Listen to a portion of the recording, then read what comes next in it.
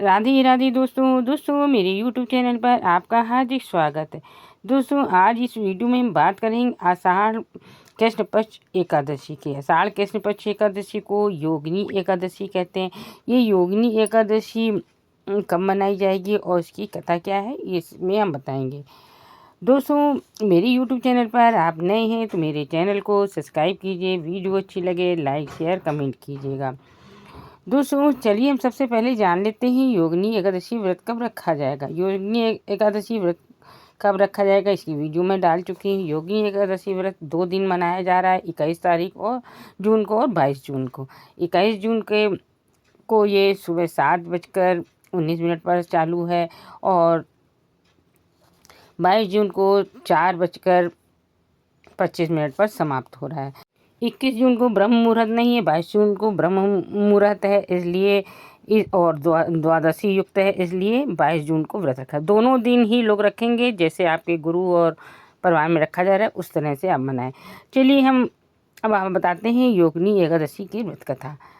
जैसे कि आप सबको मालूम है कि एकादशी का व्रत एक दिन पहले से चालू हो जाता है। एकादशी के व्रत के दिन ब्रह्म मुहूर्त में उठें और भगवान विष्णु के स्वरूप लड्डू गोपाल है, कृष्ण भगवान है, जो भी भगवान आपके पास हैं उनको आप स्नान कराइए और पीले वस्त्र धारण कराइए और फूल माला अच्छे से श्रृंगार कीजिए। उसके बाद फलाहार का भोग लगाइए। उस दिन आपको विष्णु सूक्त का पाठ और विष्णु सहस्त्र नाम का पाठ जरूर से करना चाहिए। चलिए हम वीडियो को स्टार्ट करते हैं। आषाढ़ मास कृष्ण पक्ष एकादशी। बोलो भगवान विष्णु की जय हो। अर्जुन बोले, हे जनार्दन, मैंने ज्येष्ठ मास में शुक्ल पक्ष के निर्जला एकादशी की कथा सुनी। अब आप कृपा करके आषाढ़ मास के कृष्ण पक्ष की एकादशी कथा सुनाइए। इस एकादशी का नाम क्या है, तथा महात्म्य क्या है, सो सब वर्णन कीजिए। श्री कृष्ण भगवान बोले, हे कुंती नंदन, आषाढ़ मास के कृष्ण पक्ष की एकादशी का नाम योगिनी है। इसके व्रत से समस्त पाप नष्ट हो जाते हैं। ये व्रत इस लोक में भोग तथा परलोक में मुक्ति देने वाला है। हे पार्थ, ये एकादशी तीनों लोकों में प्रसिद्ध है। इसके व्रत से पाप नष्ट हो जाते हैं। आपसे पुराण में कही हुई कथा कहता हूँ, ध्यान पूर्वक सुनो। अलकापुरी नाम की नगरी में कुबेर नाम का एक राजा राज्य करता था। वह शिव भक्त था। उसकी पूजा करने के लिए एक हेममाली पुष्प लाया करता था। माली के विशालाक्षी नाम की अत्यंत सुंदर स्त्री थी। एक दिन वह मानसरोवर से पुष्प ले आया, परंतु कामासक्त होने के कारण पुष्पों का रखकर अपनी स्त्री के साथ रमण करने लगा और दोपहर तक न गया। जब राजा कुबेर को उसकी राह देखते देखते दोपहर हो गई तो उसने क्रोध युक्त अपने सेवकों को आज्ञा दी, तुम लोग जाकर हेममाली का पता लगाओ, वह अभी तक पुष्प क्यों नहीं लाया। जब सेवकों ने उसका पता लगाया तो वह कुबेर के पास जाकर कहने लगे, हे राजन, वह माली अभी तक अपनी स्त्री के साथ रमण कर रहा है। सेवकों को इस बात को सुनकर कुबेर ने हेममाली को बुलाने की आज्ञा दी। डर से कांपता हुआ हेममाली राजा कुबेर के सम्मुख उपस्थित हुआ। उसे देखकर राजा कुबेर को अत्यंत क्रोध आया और उसके होंठ फड़फड़ाने लगे।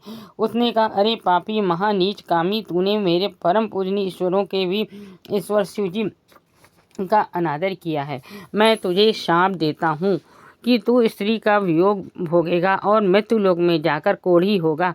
कुबेर के शाप से वह उसी क्षण स्वर्ग से पृथ्वी पर आ गिरा और कोढ़ी हो गया। उसकी स्त्री भी उसी समय उससे बिछुड़ गई। मृत्युलोक में आकर उसने महादुख भोगे, परंतु शिव जी की भक्ति के प्रभाव से उसकी बुद्धि मलिन न हुई, पिछले जन्म की भी शुद्ध रही। इसलिए वह अनेक दुखों को भोगता हुआ अपने पूर्व जन्म के कुकर्मों का स्मरण करता हुआ हिमालय पर्वत की तरफ चल दिया। चलते चलते वह मार्कंडेय ऋषि के आश्रम में जा पहुंचा।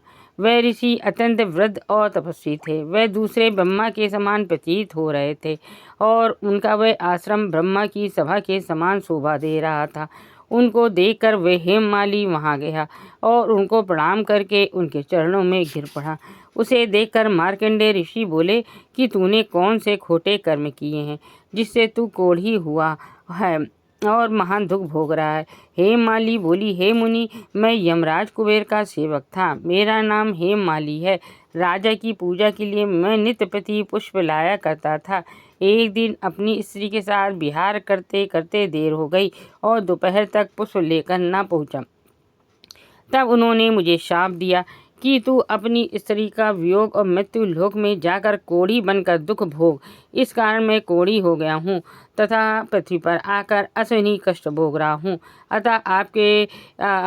अतः कृपा करके आप कोई ऐसा उपाय बतलाएं जिससे मेरी मुक्ति हो। इस पर मार्कंडेय जी ऋषि बोले, हेममाली, तूने मेरे सन्मुख वचन कह रहे हैं, इसलिए मैं तेरे उद्धार के लिए एक व्रत बताता हूँ। यदि तू आषाढ़ मास के कृष्ण पक्ष की योगिनी नामक एकादशी का विधि पूर्वक करेगा तो तेरे समस्त पाप नष्ट हो जाएंगे। इस पर हेममाली बहुत प्रसन्न हुआ और मुनि के वचनों के अनुसार योगिनी एकादशी का विधि पूर्वक व्रत करने लगा। इसके प्रभाव से कुछ ही समय बाद वह फिर से अपने पुराने रूप में आ गया और अपनी स्त्री के साथ विहार करने लगा। हे राजन, इस योगिनी की कथा का फल 88 सहस्त्र ब्राह्मणों का भोजन कराने के बराबर है। इसके वजह से समस्त पाप नष्ट हो जाते हैं। अंत में मोक्ष प्राप्त करके प्राणी स्वर्ग को भागीदार होता है। व्यक्ति को पूजा आदि कर्म कार्यों में आलस्य या प्रमाद नहीं करना चाहिए, बल्कि मन को संयम में रखकर सदैव ईश्वर की सेवा में तत्पर रहना चाहिए। इस कलयुग में कोढ़ जैसे रोग से मुक्ति पाने के लिए मनुष्य को योगिनी एकादशी का व्रत श्रद्धापूर्वक करना चाहिए। बोलो एकादशी की जय, भगवान विष्णु की जय।